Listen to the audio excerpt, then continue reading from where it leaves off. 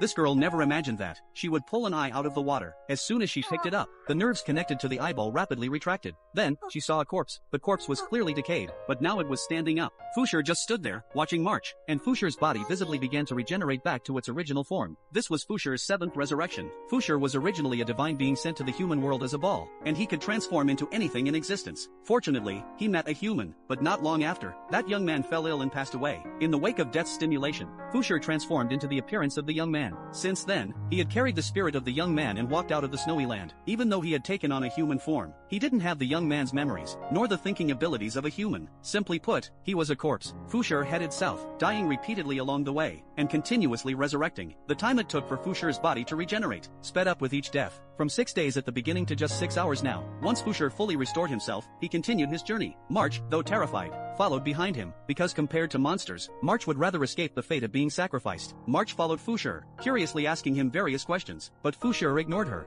Fusher just kept walking forward. March became particularly angry, but suddenly Fusher stopped. He looked at the fruit on the tree, and then he remembered how the young man once fed him. Seeing this, March immediately climbed the tree and picked a fruit for Fusher. Fusher bit into the fruit, but when it fell to the ground, he kept eating. March picked another fruit, asking Fusher to hold it and eat it, but Fusher swatted it out of her hands. Then he crouched down and continued eating. March hurriedly picked some fruit for herself, but Fusher snatched it away. March, feeling wrong, climbed back up the tree, angrily throwing the fruit at Fusher.